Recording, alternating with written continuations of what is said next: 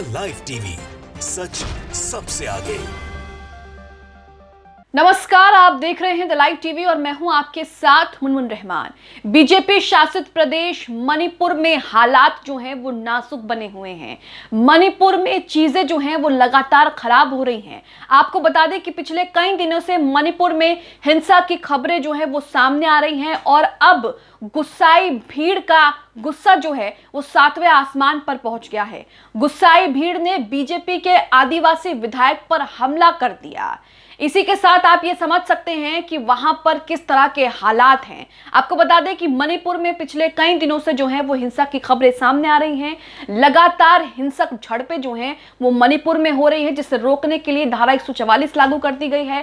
कई जिलों में कर्फ्यू लगा दिया गया है, यहां तक कि भारी पुलिस फोर्स जो है वो भी तैनात कर दी गई है। और इसी के साथ मणिपुर में कई दिनों के लिए इंटरनेट सेवा को भी बाधित कर दिया गया है। और इसी के साथ अब यह खबर आ रही है कि गुस्साई भीड़ ने मणिपुर में बीजेपी के आदिवासी विधायक पर हमला कर दिया है। आप इस खबर से ही अंदाजा लगा सकते हैं कि मणिपुर में हालात कितने खराब हो चुके हैं और स्थिति जो है वो नाजुक बनी हुई है। इसी के साथ आज तक का ट्वीट देखिए, जिसमें लिखा है, मणिपुर में गुस्साई भीड़ ने बीजेपी के आदिवासी विधायक पर किया हमला, हालात गंभीर। तो यहां पर आप समझ सकते हैं कि मणिपुर में क्या कुछ हो रहा है। मणिपुर जो है दोस्तों वो जल रहा है, लेकिन दूसरी तरफ बीजेपी की प्रायोरिटी कर्नाटक चुनाव है। मोदी और अमित शाह दोनों ही कर्नाटक में चुनाव को लेकर व्यस्त हैं और लगातार लोग उनसे अपील कर रहे हैं कि आप मणिपुर जाइए, वहां की स्थिति का जायजा लीजिए, वहां जो भी कुछ हो रहा है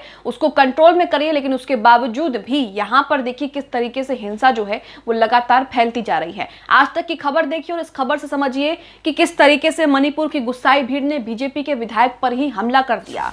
खबर में लिखा है, गुस्साई भीड़ ने बीजेपी के आदिवासी विधायक पर किया हमला, हालत गंभीर। मणिपुर में भड़की हिंसा से 8 जिले प्रभावित हैं। दिल्ली से रैपिड एक्शन फोर्स की 5 कंपनियां मणिपुर भेजी गई हैं। असम राइफल्स के जवान और सेना ने भी मोर्चा संभाल रखा है।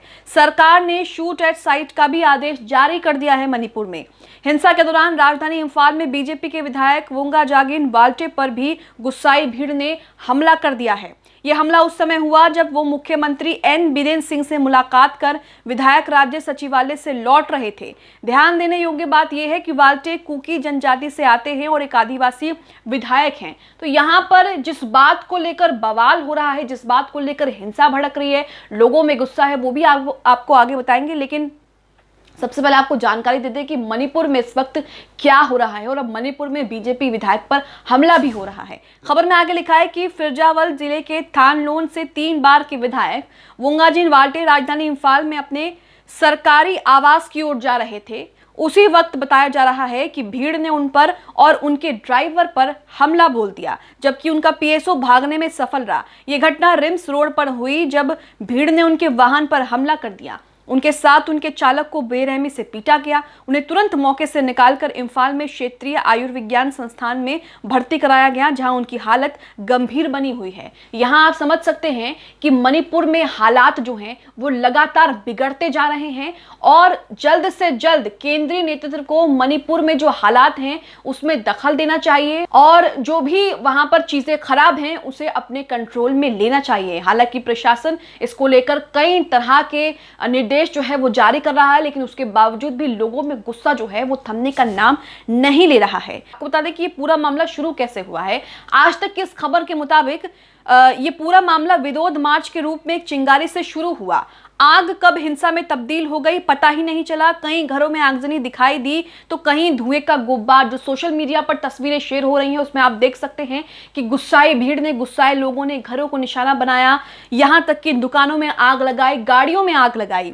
कहीं घरों में आगजनी दिखाई दी तो कहीं धुएं का गुब्बार। बेकाबू भीड़ ने लग्जरी गाड़ियों को आग के हवाले कर दिया। हिंसा के बाद बर्बादी के निशान हर ओर दिख रहे हैं। करीब 10,000 लोगों को हिंसा प्रभावित इलाकों से निकालकर सुरक्षित ठिकानों पर पहुंचाया जा चुका है। मणिपुर के 8 जिलों में धारा 144 लागू कर दी गई है। 5 दिन के लिए इंटरनेट सेवा भी बंद कर दी गई है। हालात फिलहाल तनावपूर्ण हैं लेकिन नियंत्रण में हैं। तो यहाँ आप समझ सकते हैं कि मणिपुर में सब कुछ जो है वो किस तरीके से उथल पुथल हो गया है। आम जनजीवन जो है वो उथल पुथल दिखाई दे रहा है, क्योंकि वहां पर लगातार जो है हिंसा फैल रही है। अब आपको बताते हैं कि ये हिंसा, ये बवाल किस बात को लेकर है, इसके पीछे की वजह क्या है और क्यों लोग इतना गुस्साए हुए हैं कि वो अपने ही शहर में इस तरह की चीजें कर रहे हैं और लगातार हिंसक झड़पों की खबरें जो हैं वो सामने आ रही है।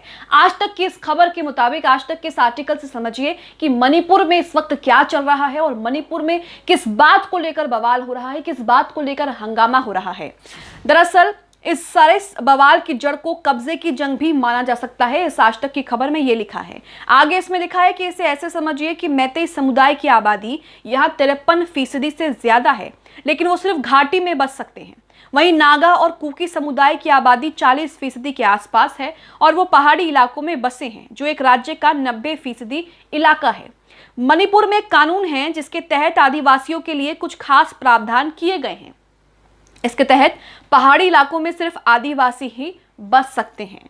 चूंकि मैतेई समुदाय को अनुसूचित जनजाति का दर्जा नहीं मिला है, इसलिए वो पहाड़ी इलाकों में नहीं बस सकते। जबकि नागा और कुकी की बात करें तो नागा और कुकी जैसे आदिवासी समुदाय चाहे तो घाटी वाले इलाकों में जाकर रह सकते हैं। मैतेई और नागा कुकी के बीच विवाद की यही असल वजह है।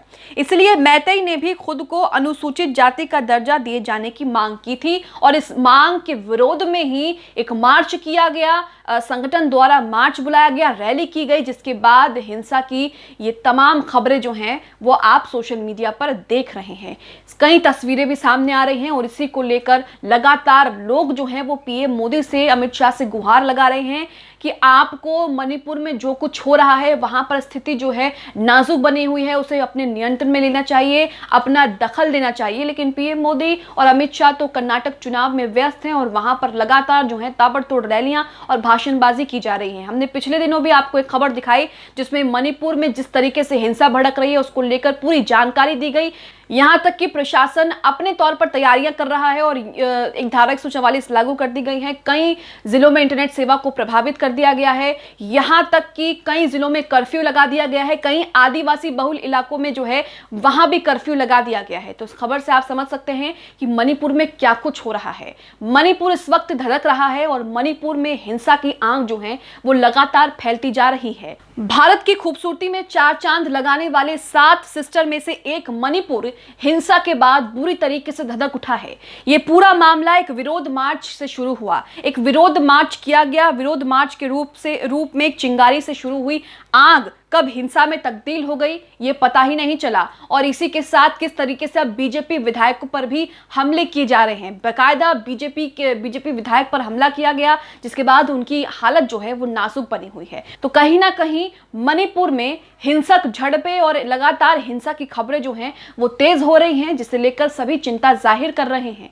आपको बता दें कि मैरी कॉम भी पीएम मोदी से गुहार लगा चुकी हैं कि पीएम मोदी को मदद करनी चाहिए। उन्होंने यहाँ पे बाकायदा ट्वीट किया। ट्वीट अब अपनी स्क्रीन पर देख भी रहे होंगे, जिसमें उन्होंने ट्वीट किया कि मेरा राज्य मणिपुर जल रहा है, प्लीज मोदी जी आप मदद करिए। इसके बाद आप क्या कहना चाहते हैं? मणिपुर में जो कुछ हो रहा है, मणिपुर जिस तरीके से मणिपुर में लगातार हिंसा की खबरें आ रही हैं, मणिपुर जिस तरीके से जल रहा है, उसे लेकर आप क्या प्रतिक्रिया रखना चाहते हैं? हमें कमेंट बॉक्स में कमेंट करके जरूर बताएं। द लाइव टीवी, सच सबसे आगे।